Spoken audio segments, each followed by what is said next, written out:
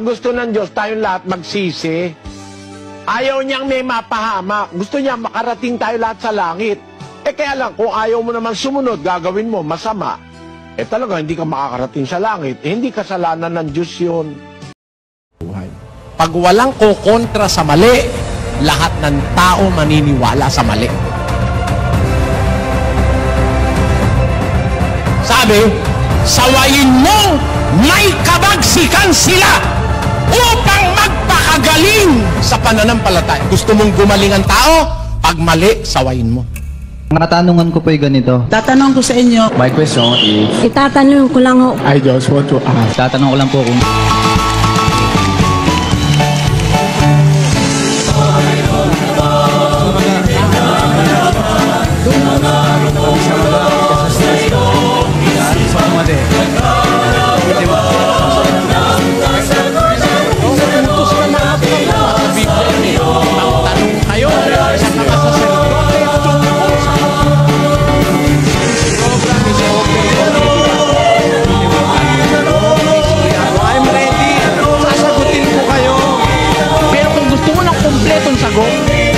Itanong mo.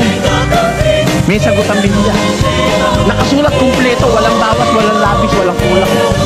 Kaya ang sabi ng mga apostol, matuto kayo sa amin, huwag hihigit sa bagay na nasusulat.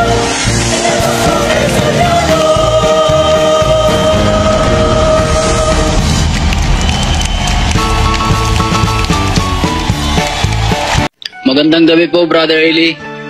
Ano po bang tamang paliwanag at tayo ay nilikha ng Diyos? Na kapag namatay naman po pala tayo, magkakaroon ng paghahatol, hindi naman po pala lahat mapupunta sa langit. Yun lang po at maraming salamat. Ang paliwanag ng Biblia, kapatid, na Mark, ay yung nasa 2:10 ng Epeso.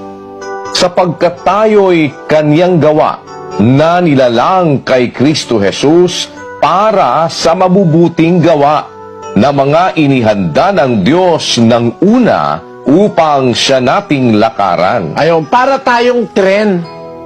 Kaya ginawa yung tren, may riles. Pagka walang riles, hindi pwede yung tren. Pag umalis sa riles, madidiskaril, disgrasya yun. Meron tayong lalakaran, kaya tayo ginawa, gagawa tayo ng mabuti.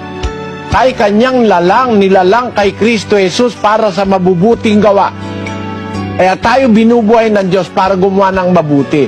Pagka gumawa ka ng mabuti, doon ka ngayon makakarating sa langit. Pero yung hindi gumawa ng mabuti, hahatulan ka. Gaya nung sinasabi mo. Basahin natin ang 5:28 ng Juan. Huwag ninyong ipanggilalas ito sapagkat dumarating ang oras na ang lahat ng nangasalibingan ay makaririnig ng kanyang tinig at magsisilabas. Ang mga nagsigawa ng mabuti ay sa pagkabuhay na mag-uli sa buhay at ang mga nagsigawa ng masama ay sa pagkabuhay na mag-uli sa paghatol. Ayan, dalawa lang naman ang pupuntahan ng tao. Ahatulan ka para parusahan o kaya bubuhayin ka para sa pagkabuhay na mag-uli sa buhay. Yung gumawa ng mabuti sa pagkabuhay na mag-uli sa buhay. Yung gumawa ng masama sa pagkabuhay na mag-uli sa paghatol. Ang tanong mo, hindi naman pala tayong lahat makakarating sa langit. Tayong lahat pwedeng makarating sa langit kung gagawa ka ng mabuti. Kung ang ginawa mo sa buhay mo, puro masama, hindi ka makakarating talaga sa langit. Pero gusto ng Diyos tayong lahat makarating sa langit. 3:9 ng 2 Pedro. Pakinggan mo. Hindi mapagpaliban ang Panginoon tungkol sa kaniyang pangako na gaya ng pagpapalibang ipinalalagay ng iba, kundi mapagpahinuhod sa inyo na hindi niya ibig na sino man ay mapahamak, kundi ang lahat ay magsipagsisi. Ang gusto ng Diyos, tayong lahat magsisi. Ayaw niyang may mapahamak. Gusto niya makarating tayo lahat sa langit. Kaya lang, kung ayaw mo naman sumunod, gagawin mo masama. Talaga, hindi ka makakarating sa langit. Hindi kasalanan ng Diyos yun. Kasi kung siya lang ang masusunod, gusto niya lahat tayo makarating sa kanyang langit, sa kanyang paraiso. 2:4 ng unang Timoteo.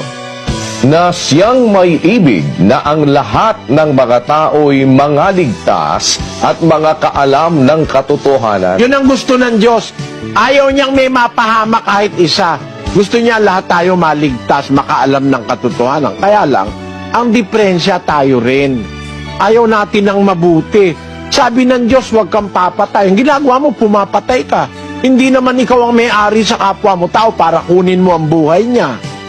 O, meron mga doktor pumapatay. And sumumpa sila. Ang sumpa ng doktor magsalba ng buhay Alam ko yung particular oath ng doktor, magsalba ng buhay. At sa pagsasalba ng buhay, meron choices pang ibinigay. Kung alin yung mas magandang choice, yun ang isasalba mo. Yung bata ba o yung ina? May mga ganong choices Pero ang general idea, magsasalba ng buhay ang doktor. Aba, yung ginagawa 5 buwan na yung bata, ina-abort pa. Nilalansag dun sa bahay bata. Isa-isang pinuputol yung mga buto ng bata para ma-abort. Ano ba ngayon yung doktor na yun? Pupunta ba sa langit yun? Ang bas palagay mo? Dapat nga, isalba mo yung buhay, tapos ikaw mismo pumapatay. Milyong sanggol ang pinapatay ngayon ng abortion. Kaya kung mapupunta ka sa impyerno, hindi mo dapat sisihin ng Diyos. Kasi gusto niya mapunta tayo lahat sa langit. Naunawaan mo yung kapatid na Mark? Opo, at maraming salamat po. Salamat. Pagpalaing ka nawa ng Panginoon, kapatid.